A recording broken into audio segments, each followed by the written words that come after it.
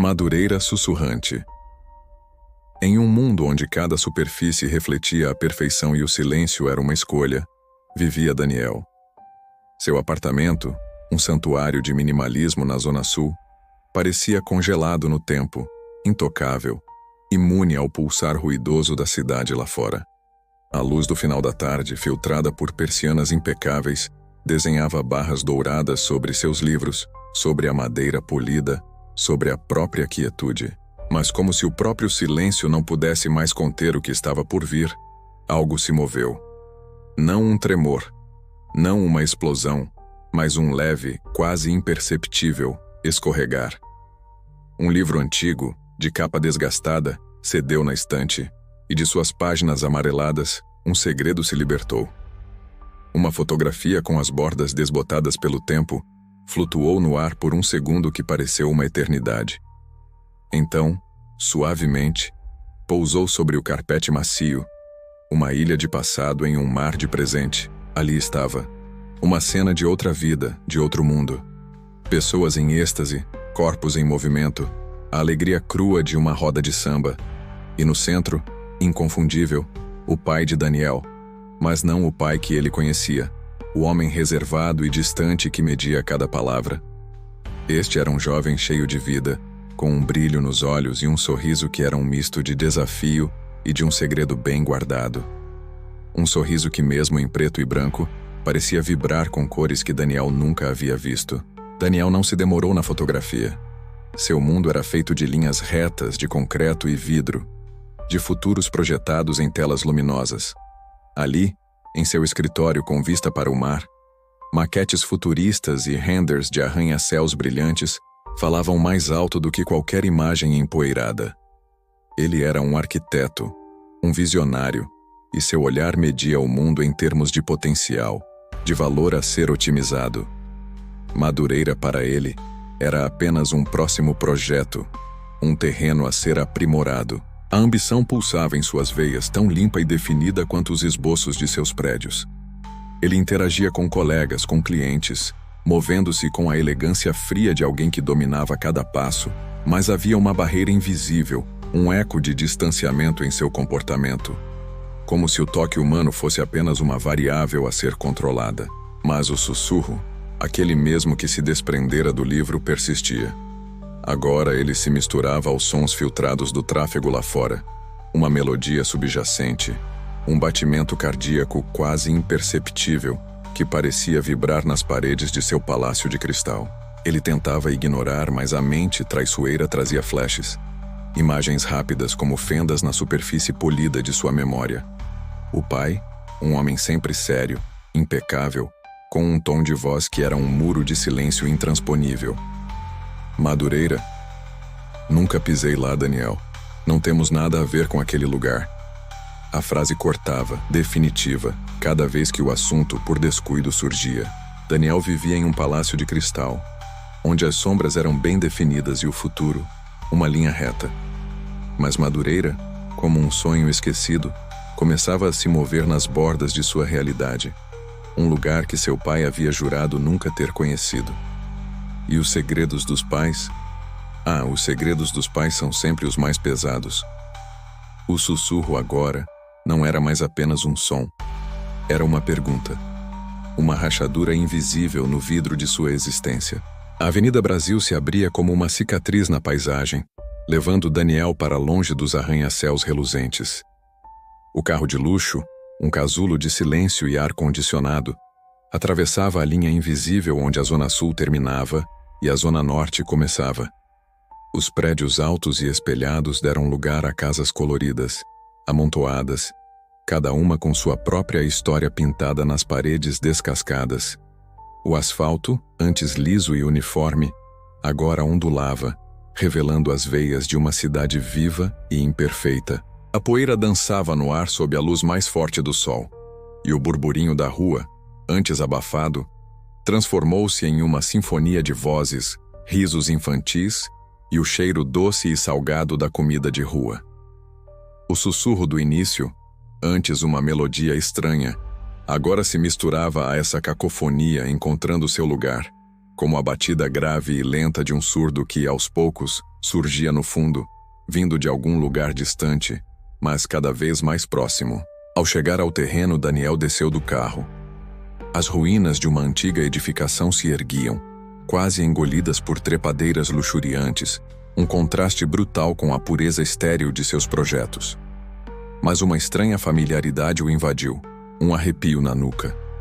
Seus olhos escanearam o local, e ali estavam eles, os vestígios. Um banco de madeira quebrado, gasto pelo tempo e por incontáveis corpos que ali se sentaram. O cheiro de fumaça antiga pairava no ar, uma lembrança de fogueiras e noites longas. Um coco vazio, um pedaço de tecido colorido preso a um galho ressequido. Com o tablet em mãos, Daniel começou a analisar o terreno, mas seus olhos foram atraídos para o chão. Ele se abaixou e, entre a terra pisada e as pequenas pedras, encontrou um objeto. Uma figa de madeira, antiga, desgastada pelo uso e pelo tempo, esculpida com detalhes quase apagados. Ao pegá-la, sentiu um calor estranho, uma vibração que parecia vir de dentro do objeto, pulsando em sua palma. Ele a guardou no bolso, a sensação de que não era apenas um pedaço de madeira, mas algo vivo, um artefato de um mundo que ele mal conhecia. De repente, de uma esquina ensolarada surgiu uma figura, uma senhora idosa, de turbante branco e roupas impecáveis, seus olhos negros fixos em Daniel, com uma intensidade que parecia ler sua alma. Ela se aproximou, e sua voz, rouca e profunda, ecoou as palavras de uma profecia. O mesmo olhar, a mesma pressa. Mas o tempo não perdoa, menino. E Madureira não esquece suas promessas. Seu pai, ele sabia. Ele prometeu. E tão rapidamente quanto apareceu, ela desapareceu na multidão, deixando Daniel atordoado, as palavras girando em sua mente. Ele tentou se convencer de que era apenas uma coincidência, a loucura do subúrbio, a superstição popular. Mas a figa em seu bolso parecia queimar, e ele começou a vê-la em lugares improváveis, em grafites coloridos nas paredes, em estampas de roupas de pessoas que passavam, em pequenos detalhes arquitetônicos. E então, o mais perturbador, o sorriso enigmático da foto de seu pai, antes apenas uma memória, agora parecia surgir em vislumbres rápidos, quase fantasmagóricos, nos rostos de estranhos na rua. Daniel se viu em um pesadelo acordado. Comecei a sentir que o chão sob meus pés não era tão firme quanto eu pensava, que Madureira não era um lugar para ser moldado, mas um lugar que moldava. A cada esquina, um espelho. Em cada olhar, uma pergunta. E o eco das palavras da velha. Promessas. Dívidas. O sussurro de Madureira se tornava mais alto, mais claro, e parecia me chamar pelo nome. Guiado por uma força invisível, um eco do sussurro que agora parecia pulsar em seus próprios ossos, Daniel avançou para a parte mais densa e esquecida do terreno. A vegetação, antes apenas uma mancha verde, tornava-se uma floresta fechada, as sombras mais profundas e antigas como se guardassem segredos que o sol não ousava tocar. O ar ficou mais pesado, carregado de um cheiro de terra molhada, de folhas em decomposição, de incenso adormecido. Então, entre as folhagens, uma abertura. Uma passagem secreta para um mundo à parte. Ali, quase engolido pela mata, estava um terreiro de candomblé antigo. Velhas árvores retorcidas com galhos que pareciam braços suplicantes guardavam o local, suas raízes como veias expostas da terra. A luz do sol filtrava-se com dificuldade, criando um ambiente místico onde o silêncio era pesado e reverente. Mas o vento nas folhas soava como lamentos antigos. Ícones religiosos, enferrujados pelo tempo e pela umidade, repousavam sobre altares improvisados. Oferendas murchas de flores e frutas coloriam o chão, testemunhas de rituais há muito passados. E o sussurro, que antes era uma melodia distante, intensificou-se, misturando-se a cânticos ancestrais que pareciam vir do próprio ar, da terra, das paredes do tempo. Em um canto do terreiro, meio escondida entre as raízes de uma gameleira, Daniel viu-a. Uma pequena estatueta de Exu, esculpida em madeira escura, com seus detalhes rústicos e sua energia inconfundível. Era idêntica. Idêntica à que seu pai guardava em uma caixa trancada. Um segredo que Daniel havia descoberto anos antes, em um impulso de curiosidade infantil, mas que nunca compreendera. A figa em seu bolso esquentou. Então, uma figura emergiu das sombras do terreiro, alta e imponente. Uma sacerdotisa, uma Ialorixá, de pele escura e luminosa, com um turbante que parecia coroar sua sabedoria. Seus olhos negros, profundos e cheios de história, fixaram-se em Daniel. Ela não falou. Ela sentiu. Sua voz, calma e poderosa, preencheu o silêncio, tecendo uma narrativa que rasgava o véu de mentiras de sua vida.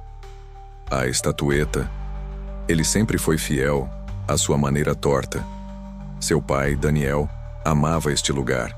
Amava a batida do tambor, o cheiro do incenso, o chão que vibrava com o samba. Mas o medo da Zona Sul, o medo do que diriam, o medo de não ser suficiente, o fez fugir. A Ialorixá revelou, em flashes rápidos que dançavam na mente de Daniel como lembranças que não eram suas, a história de seu pai, a paixão pelo samba que o consumia, a profunda conexão com o terreiro e com a comunidade que o acolhia. E então, a dor. A dor de sua fuga para a Zona Sul, motivada pelo desejo ardente de apagar o passado, de construir uma vida que ele acreditava ser melhor, mais aceitável, mais lucrativa. Ele prometeu um retorno, um cuidado, uma dívida de axé, Daniel, que agora recai sobre você. Daniel viu as imagens fragmentadas. Seu pai jovem, rindo na roda de samba da foto, a alegria estampada em seu rosto. Depois, tenso, discutindo com a sacerdotisa, a dor e o conflito em seus olhos. E, finalmente, a cena de sua partida, apressada, dolorosa, levando consigo não apenas a estatueta, mas um pedaço de sua alma. A câmera focou no rosto de Daniel, a incredulidade se transformando em choque, depois em uma compreensão que era uma dor física, um peso em seu peito. Meu pai não era o homem que eu pensava. Ele era uma sombra, um eco de Madureira, que havia tentado se esconder na luz artificial da Zona Sul. A verdade não era apenas um fato, mas uma dor antiga, familiar, que agora, de alguma forma, era minha. O chão se abriu sob meus pés e eu caí. E agora era minha. O dia amanheceu sob um céu cinzento, pesado, como se o próprio ar previsse a batalha que se aproximava. O rugido metálico das máquinas de demolição rasgou a quietude da manhã em Madureira. Um som profano que parecia ferir a alma do lugar. Daniel estava ali, no terreno, com suas plantas em mãos, os óculos de sol escondendo a tormenta em seus olhos. Seu olhar, contudo, não se fixava nas estacas de medição ou nas marcações de máquinas, mas no terreiro antigo, a figura da Ialorixá e de alguns moradores que, silenciosos e firmes, se posicionavam como guardiões, seus olhos carregados de uma dignidade que dispensava palavras. O ar estava denso, carregado de tensão. O barulho ensurdecedor dos motores tentava abafar tudo, mas Daniel podia ouvir. Sim, ele ouvia. O sussurro, agora uma corrente subterrânea forte, e a batida grave do surdo, persistindo, lutando para ser ouvida por cima da fúria das máquinas. Os operários começaram a se aproximar do terreiro, seus movimentos hesitantes sob os olhares fixos da comunidade. Daniel ergueu as plantas, as bordas afiadas cortando o ar, o peso do futuro planejado em uma mão e o peso do passado recém-desvelado na outra. Ele hesitou. Então, na multidão de moradores, ele viu. Um vislumbre rápido, um rosto desconhecido, mas em seus lábios, o sorriso enigmático da foto de seu pai. Não era mais um enigma, mas um convite silencioso, um chamado para a coragem. A figa em seu bolso esquentou, uma brasa viva contra sua pele. E em um momento de clareza avassaladora, Daniel lembrou-se da melodia que havia ouvido pela primeira vez em seu apartamento. O cheiro de incenso que o guiara ao terreiro, as palavras da velha.